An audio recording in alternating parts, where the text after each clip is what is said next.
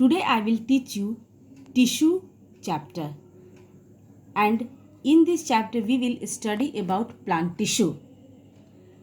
Actually, in unicellular organisms, a single cell is capable of performing different types of activities like digestion, respiration, excretions. But in a multicellular organisms, they have a developed divisions of a liver.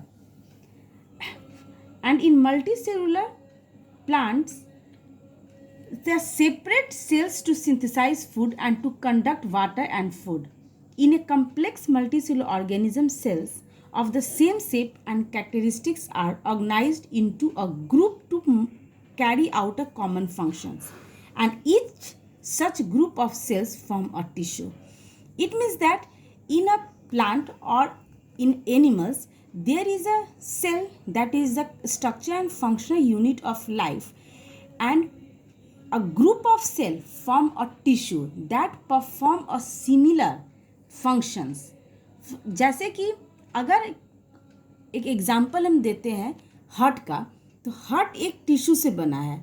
तो सबसे पहले एक बोलेंगे कि heart क्या है, एक cell से बना है। सेल के बाद एक ग्रुप ऑफ सेल जिसको कहेंगे कि वो टिश्यू है, और सारा का सारा जितने भी हार्ट में टिश्यूज रहेंगे वो एक ही तरह का काम करेंगे, जो कि हार्ट का काम करेंगे, पंपिंग ऑफ अ ब्लड का काम करेंगे। यानी कि जो टिश्यू है वो सब ऑर्गन्स का अलग अलग है। जैसे स्टमक का टिश्यू अलग है, हार्ट का टिश्यू डिफरेंट है, लीवर का टिश्यू डिफरेंट है। मतलब एक एक ऑर्गन के लिए डिफरेंट टाइप्स ऑफ टिश्यूज का बना हुआ है, और हर टिश्यू अपना अपना वर्क करते हैं। Then we can define tissue is a tissue is defined as a group of cells with a similar structure and organized to do a common functions. I saw a diagram. Now this is a diagram of a tissue. Cell, first example is a cell, second is a tissue. This is a group of a cell, and after that from a tissue there is a formations of a heart. That is a group of tissue that carry out a particular function. This perform particular functions. यानी कि heart अपना काम करेगा। ये heart जो है digestion का काम नहीं करेगा, रेस्पिरेशन का ना काम नहीं करेगा, सिर्फ और सिर्फ ये पंपिंग ऑफ ए ब्लड का काम करेगा। इसके पास एक अपना खुद का टिश्यू है, and after that they form a organ system, a group of organs working together to perform a life function. Most plant tissue are dead and supportive. Actually, most plant tissue are dead. They no longer have living protoplasms. As they do not move, they do not require much energy. Actually plant tissue में mostly tissue जो होते हैं dead होते हैं and supportive होते हैं, because ये हम लोग की तरह ये लोग इनर्जेटिक नहीं, इन्हें अपने फूड के लिए, शेल्टर के लिए या किसी भी काम के लिए मूव नहीं करना एक प्लेस से दूसरे प्लेस, इसलिए इन लोग का जो टिश्यू रहता है वो डेड रहता है और सपोर्टिव रहता है. And on the tissues can be divided into two parts, that is a mesomatic tissues and permanent tissue, and after that these tissues have also their divisions. Like first one is a mesomatic tissue, second is a permanent tissues. It means that plant tissue divided into mesomatic tissue and permanent tissue. Actually, cells are capable of cell divisions is called a mesomatic tissue, and second is a permanent tissues. Mature cells that incapable of a cell division. It means permanent tissue not take in divisions, and mesomatic tissues can be divided into two ways, on the basis of origins and on the basis of a position. That is on the basis of origins there are two types, primary and secondary, and on the basis of a position this is apical, lateral and intercalary. First I will discuss about a mesomatic tissue. Mesomatic tissue. This tissue consists of actively dividing cells and is present in the growing regions of a plant, like tips of a root and stems. Actually it's always taking part in division of a cells and growing regions. जैसे कि plant का जो root रहता है, जो shoot रहता है, ये हमेशा ग्रोइंग रहते हैं. इसको आप अगर काटते अगर हम हैं तो ये फिर क्या करता है, फिर से ये ग्रो कर जाता है. Then meristematic tissue is at the tip of a root and stems.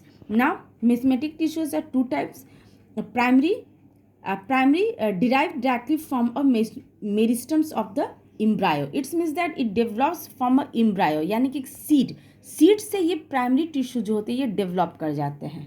Secondary develop later in the life of the plant from a permanent tissue. It develop from a permanent tissue.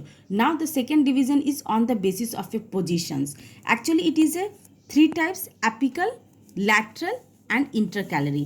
Now the apical, at the growing tip of the stems and roots, and elongation of stems and root. It's help in elongation, यानी कि बढ़ने में ये help करता है, growth करने में ये help करता है. Now the lateral, along the side of the plant, and each year new vascular tissues are formed. It means that ये plant को ग्रोथ करता है, ये थिकनेस में ये ग्रोथ करता है, growth in the thickness of the stem and the trunk. और हर साल एक ये नया एक रिंग जैसा ये डेवलप करते हैं, जिससे इसी को काउंट करने से पता चलता है कि कितना साल पुराना पेड़ है. ना the intercalary occur at the base of a leaves or a internode. It is present at the base of the leaves. I show the diagram of this. This is the diagram of apical meristem at the tip. This is a lateral meristem, thickness of a tree, and this is a intercalary meristem that is present at a base of a leaf or intercalary. Now the permanent tissue. Actually, permanent tissue is the division and differentiations of the cells of meristematic tissue and give rise to permanent tissue. It means it become a permanent, not lateral. It differentiate into a cell or a tissue. Now the simple permanent tissues. Simple permanent tissues are three types: parenchyma, collenchyma and sclerenchyma. Now first one is a parenchyma. Thin walled cells. इसका वाल जो होता है thin होता है, oval और spherical in shape. Store foods. Its main function is to store food and provide temporary and support to the plant. ये क्या करता है? प्लांट को सपोर्ट करता है. जैसे कि हवा चलता है, आंधी आता है, या फिर हम लोग पेड़ को मोड़ देते हैं, तो ये सपोर्ट करता है. देखते हैं कि पेड़ को अगर हम लोग कोई भी प्लांट के स्टेम्स को ब्रेक मोड़ते हैं तो ये जल्दी से टूटता नहीं है. Now collenchyma, elongated, thicken with cellulose. इस सेलुलोज से ये थिकन रहता है. It helps leaves and stem bend without breaking. जैसे बहुत भी तेज़ तूफान अगर चलता है या हवा चलता है तो देखेंगे स्टेम जो होता है या लीव जो होता है जल्दी से वो ब्रेक नहीं करता है, या उस पर अगर फ्रूट्स भी अगर है तो जल्दी से वो नहीं गिरता है. कभी आप देखें कि बहुत तेज़ अगर हवा चल रहा है तो सारा का सारा पेड़ का स्टेम्स या लीव्स गिर जाता है, because collenchyma support this types of a tissue. The sclerenchyma. Actually, sclerenchyma, a lignin is a chemical sticking fiber and a heart. Actually, sclerenchyma जो रहता है ये नट, हस्क, सीड्स, नट्स का जो भी हम लोग जैसे आलमंड्स खाते हैं उसका जो बाहर से नट रहता है, या फिर अखरोट के ऊपर का जो शेल रहता है, और हस्क का फिर ये सारा कुछ जो है ये स्क्लेरेनकाइमा के कारण ये बना रहता है. ये हार्ड रहता है, ये प्रोटेक्ट करता है अंदर के पार्ट्स को. That is a covering of a seed. And jute and flax plant, जैसे जूट प्लांट का जो रहता है और flax plant, this are all are made from a sclerenchyma tissue. Now a complex permanent tissue. A complex tissue consists of different types of cells which work together as a unit to perform a common function. यानी कि ये सारा मिलकर एक तरह का एक काम करते हैं, एक कॉमन फंक्शन करते हैं. And complex permanent tissue can be divided into two parts, xylem and phloem. Now, what is the function of a xylem? Xylem responsible for conduction of water and minerals from roots to the top of the plant. Actually, xylem जो है वो पानी जो भी हम लोग water और minerals जो वो सॉइल से एब्जॉर्व करता है, जो भी रूट है, वो सारे प्लांट्स को एक पाइप की तरह, ये पाइप जैसा ये बना हुआ रहता है, जो कि पूरे के पूरे प्लांट को ये वाटर और मिनरल्स प्रोवाइड करेगा, सब जगह ये पहुंचाएगा ये. And now it is also called a water conducting tissues. Now xylem consist of A 4 kind of cells, 1 tracheids, vessels, xylem fiber and xylem parenchyma. The phloem. Actually, phloem is a living conducting tissues, and the main function of phloem is the transport of food products from the green parts and storage organ of a plant to other organs.